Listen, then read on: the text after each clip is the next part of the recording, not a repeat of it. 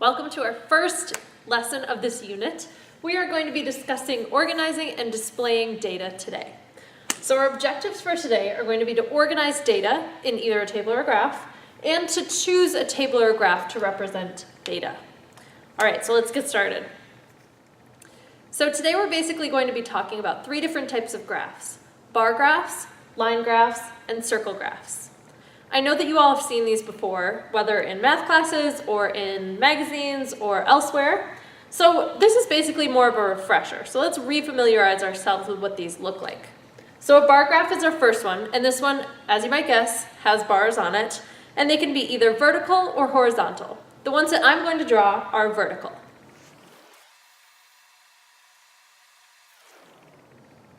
All right, our line graph is going to have lines on it, and those lines are going to connect different points of data, like this. Our last graph is a circle graph, and this type of graph has different parts of it sectioned off for percentages of a whole. So the circle graph is also called a pie chart. You might have heard of that before, and this is what it looks like.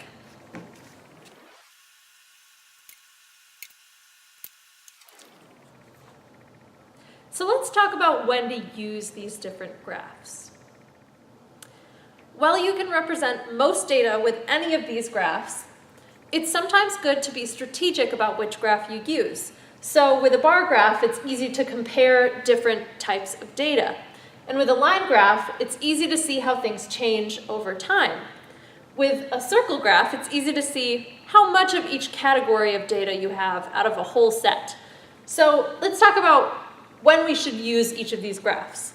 So with a bar graph, I would use this to compare categories of data to one another.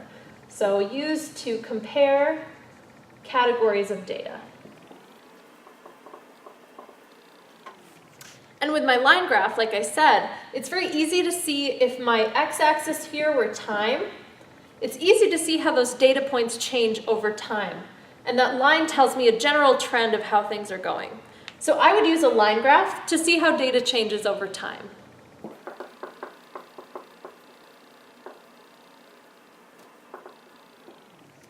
Finally, our circle graph. So our circle graph, much like our bar graph, compares categories of data. But with a circle graph, you're looking at a whole. So let's say the types of shoes you have in your closet. A certain percentage of them are going to be sneakers or flats or something like that. So with this one, we use a circle graph to compare categories of data to a whole set.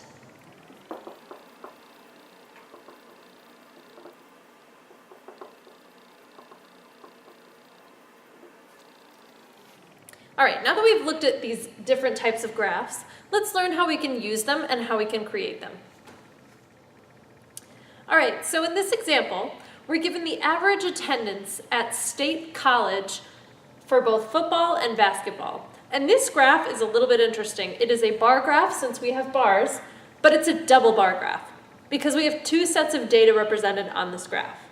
We have the football attendance in red and the basketball attendance, I think, in orange on your paper and in green on mine. So our first question here, and also I want us to notice that these axes are labeled. So important, especially in statistics, where you have to know what you're talking about.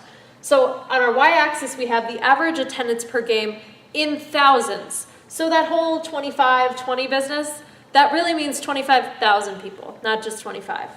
And the bottom here, we have year on our x-axis. So we have from 2000 to 2005. That's our range of data. So our first question is, in which year did State College have the highest average attendance for basketball? So we're told that this is for basketball, so we're going to have to look at either the green or the orange on your paper. So this is basketball. I'm only going to be looking at the bars on the right, and I'm going to be looking for the highest average attendance. So the year where basketball had the highest attendance. That's going to be where basketball's bar was the highest. So we find where it was the highest, and that appears to be in year 2003. So our answer for this would be 2003. Question 1b asks us, on average, how many more people attended a football game than a basketball game in 2001? Okay, a lot of things going on here. First of all, we're only going to be looking at 2001. So we can block off that part of our graph. I'm going to circle it right here. Next, we're going to have to look at how many more people went to football than basketball.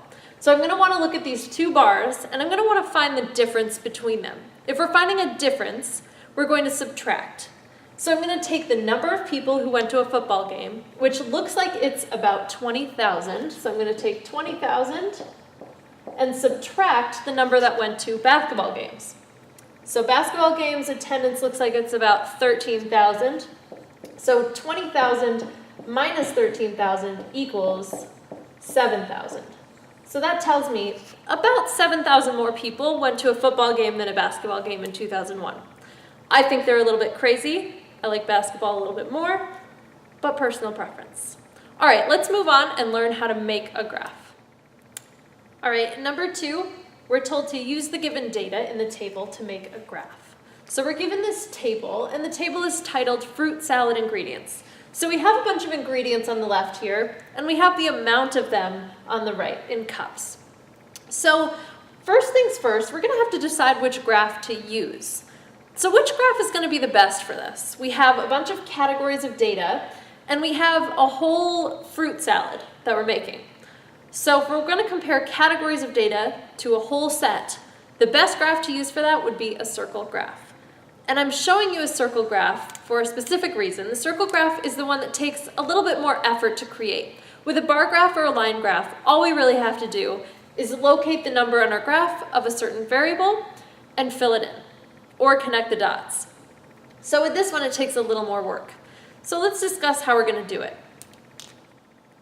Since we're going to have to figure out how much of the whole each portion is, we're going to have to calculate the percent of the total represented by each category. So basically, how many bananas are in the whole thing? What percentage of bananas are in the whole fruit salad? So our first step is to calculate that percentage. But to do that, we need the total number of cups of fruit in our fruit salad. So I just added all of these up from our table. So 2 plus 1.5 plus 0.5 plus 2 is going to be 6. So our fruit salad has 6 cups of fruit. Now let's calculate each percentage of each fruit.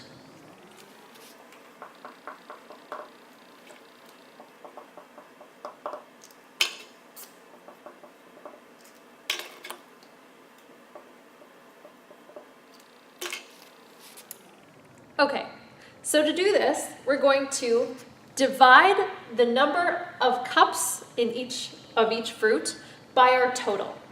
So for bananas, I'm going to divide 2 by 6. This is saying out of the 6 cups, 2 of mine are bananas.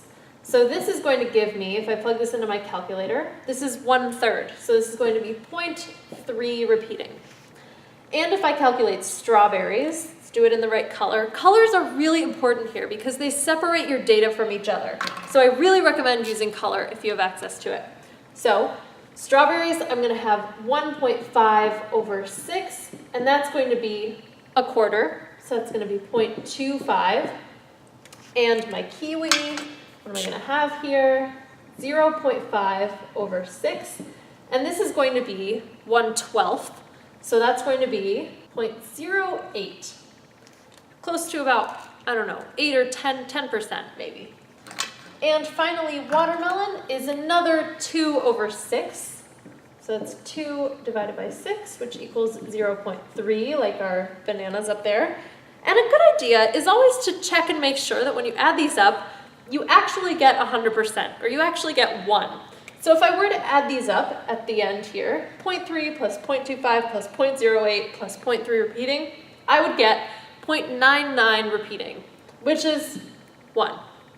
So now that we have these percentages, we can kind of eyeball it on a pie chart or on a circle graph, or we can be precise, and we should probably be precise and use a protractor and a compass. So if you've ever seen a compass, it's something that helps you draw a circle.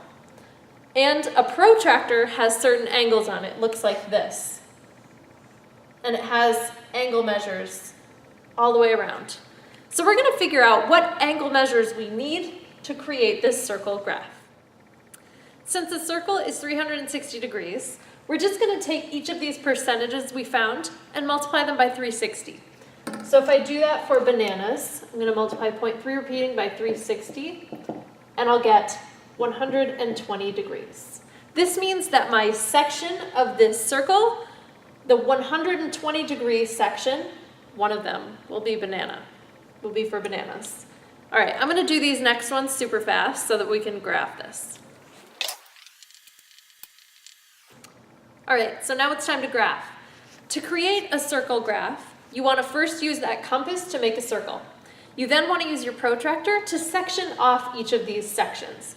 I'm going to do that right now.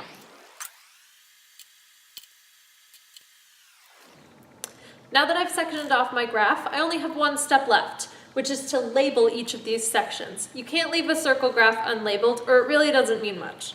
So I'm going to label each section with the type of fruit that it is and the percent of each fruit. So the percent will go in here, not the number of degrees. So what I'm going to put for bananas is 33%. So bananas are going to go right here. Bananas. And that'll be 33%. And if you want, you can make this look extra nice by kind of coloring in around that to show that this whole thing is for bananas. I'm going to do the rest for the rest of the fruit.